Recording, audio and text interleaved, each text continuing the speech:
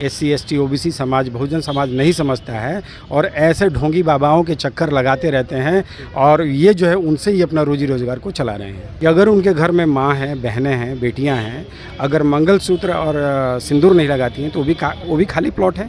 तो जब वो गया FIR करने के लिए कोर्ट के अंदर में, तो जज ने क्या बोला कि तुम अगर बाबा के खिलाफ एक शब्द बोलोगे तो तुमको उठा के अंदर करवा दूंगा मैं। ऐसे मनुवादी ताकतें हैं जो इस तरह की चीज़ों को बढ़ावा देती हैं, तो लोग खुल के सामने नहीं आ रहे हैं। लेकिन आप अगर किसी महिला और किसी बेटी से पूछिए कि इस तरह का बयान उनका जो है वो कितना शर्मसार कर रहा है पूरे देश की। मानसिकता ये है कि हम किसी विशेष समुदाय को टारगेट करते हैं तो ये बाबा नहीं हो सकते हैं, ठीक है, ये एक ढोंगी बाबा इनको कहा जा सकता है। महिलाएं जो हैं इस भारत और हमारी संस्कृति की जो है वो काफ़ी एक गहना है, समझ लीजिए। भारत में महिलाओं को सम्मानपूर्वक देखा जाता है। बागेश्वर जी सबसे पहले ये बताएं कि वो किस टाइप के बाबा हैं। पहली बात तो उनकी उम्र, उनको बाबा से आप मतलब सुशोभित ना करें।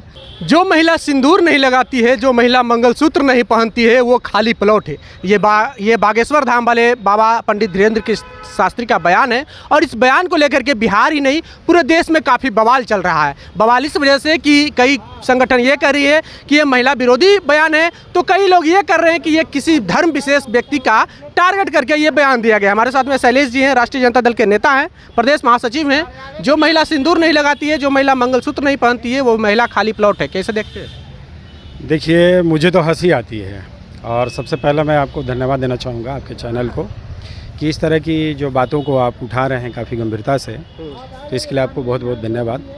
मैं ये कहना चाहूँगा बागेश्वर बाबा के लिए कि बागेश्वर जी सबसे पहले ये बताएं कि वो किस टाइप के बाबा हैं। पहली बात तो उनकी उम्र, उनको बाबा से आप मतलब सुशोभित ना करें।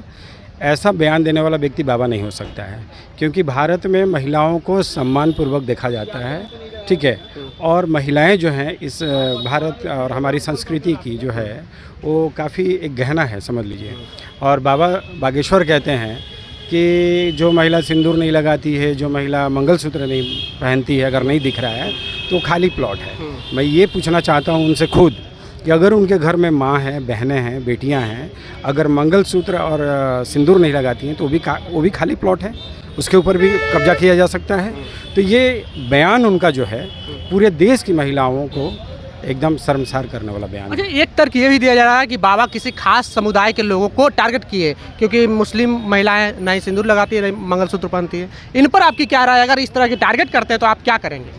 देखिए, इस तरह के टारगेट करने वाला अगर उनकी मानसिकता ये है कि हम किसी विशेष समुदाय को टारगेट करते हैं तो ये बाबा नहीं हो सकते हैं, ठीक है, ये एक ढोंगी बाबा इनको कहा जा सकता है, क्योंकि एक आप किसी विशेष समुदाय को टारगेट नहीं कर सकते हैं।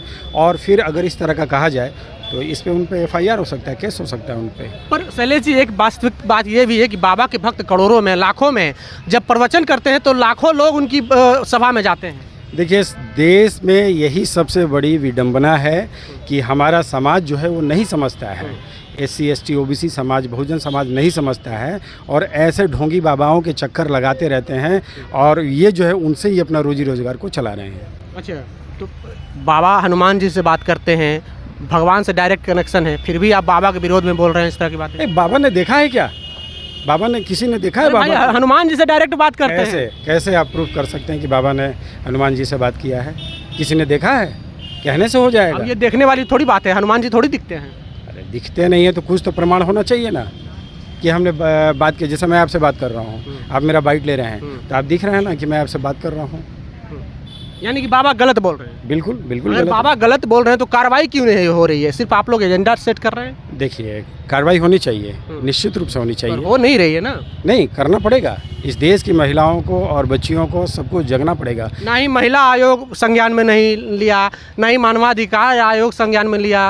अगर वो गलत बोलते तो ये दोनों आयोग तो कम से कम संज्ञान में लेता। देखिए, एक मैं आपको ताज़ा मामला बता दूं कि बाबा के खिलाफ FIR करने के लिए एक व्यक्ति गया था। तो जब वो गया FIR करने के लिए कोर्ट के अंदर में, तो जज ने क्या बोला कि तुम अगर बाबा के खिलाफ एक शब्द बोलोगे तो तुमको उठा के अंदर करवा दूंगा मैं। तो इस देश में जो ताकतें शासन कर रही हैं ना, और जहाँ पे जिसकी सरकार है, तो प्रशासन के ऊपर दबाव बना हुआ है, बना के रखा है लोगों ने कि, और कुछ ऐसे मनुवादी ताकतें हैं जो इस तरह की चीज़ों को बढ़ावा देती हैं, तो लोग खुल के सामने नहीं आ रहे हैं। लेकिन आप अगर किसी महिला और किसी बेटी से पूछिए कि इस तरह का बयान उनका जो है वो कितना शर्मसार कर रहा है पूरे देश को। चलिए, तो इस तरह का बयान पूरे देश को शर्मसार कर रहा है, क्योंकि महिला विरोधी बयान है और इस पर ना ही कोई मानवाधिकार आयोग संज्ञान लिया है और ना ही कोई महिला आयोग। बहरहाल बाबा की बातों से कितनी सहमत है और जो शैलेश जी कहे हैं, शैलेश जी के बातों से कितनी सहमत है, आप अपनी प्रतिक्रिया कमेंट बॉक्स में जरूर दें। बने रहे जोहार हिंद के साथ। जय भीम, जय भारत।